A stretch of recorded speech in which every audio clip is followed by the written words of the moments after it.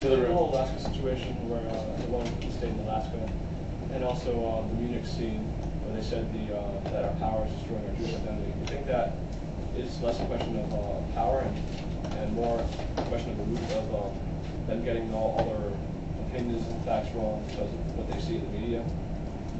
Yes, the sources of it are many, but I think that the root source is this general Jewish reluctance / abhorrence / fear of power and its records. What I'm saying is, when again, forgive me if I'm repeating myself, when the Burg interview came out, it made a big storm here, and everyone was going crazy about the fact that Burg had retained his driver from the Jewish agency. He was still getting a pension from this Jewish agency, the idea of which he had now renounced, and they were missing what I thought was the major thrust of his interview. And the major thrust of his interview was to touch on an authentic and deep-seated Jewish chord of repugnance toward sovereignty, this notion that somehow we can blend into the world and it won't sully our Jewish souls, because being here is too problematic as Jews. And I think there's a fundamental tension in Jewish identity. So Burg was being authentic. Yes, you want to ask something? Well, two things. First of all, everybody should know that Alaska thing is not a totally fictional idea. Well, this Russia did it. No. I mean, there was a proposal within the Roosevelt administration that land would be set aside for a Jewish state in Alaska. I mean, this is historical fact. Mm-hmm. And I mean, he's built this whole fiction based on it. But you talk about the Bush administration, and there's a perception within the Jewish community, even more pronounced in Israel, and certainly somewhat in the U.S., that the Bush administration is the best friend, quote unquote, that Israel has ever had. I'm not a believer of that, but I'm just curious. I don't know whether he's the best friend of Israel. Hey, he's the most pro-Israel president of Israel. They're different. Right. Okay, that's a very good point. They're different. The speech Bush gave last week was the single most pro-Israel speech anybody's ever given. And I wrote about this in the Wall Street Journal, and I got attacked by everybody on the right. But the fact is, it's the first time an American president has come out and said in one speech that there's no return to the 67 borders, there's no refugee return, that the Arabs, in general, Palestinians in particular, have to give Israel peace before they can get any territory. And the Palestinians have to prove that they're capable of institution making before they get a state. It was an amazing speech in that way. I don't think you'd see Bill Clinton making that speech. I'm not sure you'd see Hillary Clinton making that speech. Whether everything Bush has done is good for the Jews and good for the Jewish state is highly questionable, especially in Iraq. Yeah.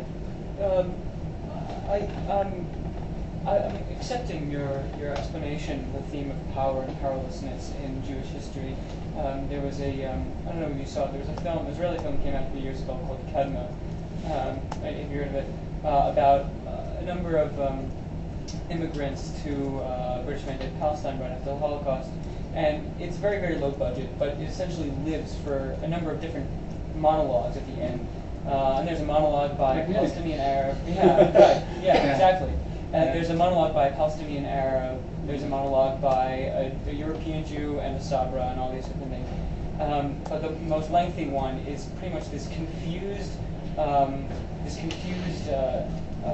rant about, well, we love to suffer, but we don't want to suffer anymore. This very confused Jewish position. And so it seems to me that you're right that a lot of Jews in Israel are obsessed with this whole question of power. But I wonder whether this obsession or this discussion is detracted or distracted from an issue of justice that exists in Israeli society in general, the allocation of power within Israel. Do we not discuss justice enough as far as different communities within Israel and how that power should be allocated within the state? Reminds me of a recent Israeli rock hit. Yossi Klein Levi has something to say about this. Kulam medabrim al shalom, af echad lo medaber al tzedek. Right? Shalom is basically also about power.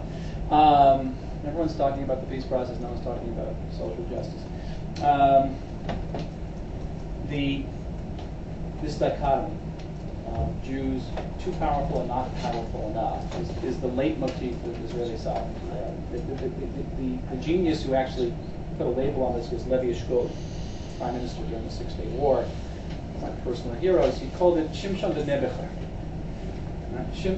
Samson the nerd. All right. The idea is that Israelis are all tough, all powerful, and by default they're going to destroy us. One of the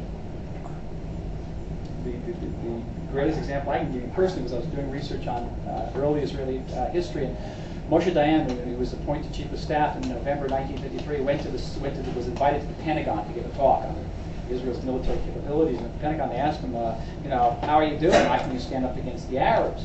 And Moshe Dayan, I swear, in one sentence, says, we stand on the brink of destruction. The Arab armies pose an existential threat to Israel, but our forces can be in Damascus in 2 weeks. Okay, there you have it. Shimshon the Nebuchadnezzar. In more recent years, the Shimshon the Nebuchadnezzar mindset has taken on an almost palpable dimension, in the sense that we have this very, very powerful army, regularly, universally identified as the third or fourth most powerful army in the world, and yet we cannot stop a group of several hundred Hezbollah gunmen from firing several hundred Katyusha rockets into our state every day. With all of our tanks and all of our planes, we can't do it. We can't stop, so far, we can't stop the Iranians from nuclearizing and posing even a greater existential threat. So the notion of Shimshon the Nebuchadnezzar has really taken on a solidity that it didn't have in the past. I think that the question of justice and power, you can use those terms synonymously with justice, the Jewish component of the state, vis-a-vis the sovereign component of the state. And this is another fundamental tension. If you want to look for a fault line, one fault line is we're all powerful and we're all weak. The other fault line is we are a state like any other state, but we're also a light unto nations. It's the Ben Gurion Achad Ha'am division. And what are we going to be? Are we going to be like any other state? Every time you have Israeli, on the pages of the op-ed pages of Israeli papers, you always get that line. As I said before, what would a normal state do? What would America do? What would France do? Well, the postulate is that is, who cares what America do? Who cares what France? It's what the Jews do. Yeah, that's rephrasing things.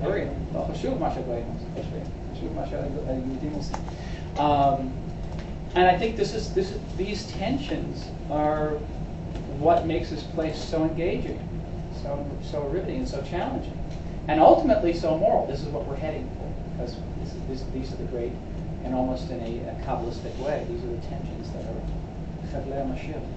John, I just want to come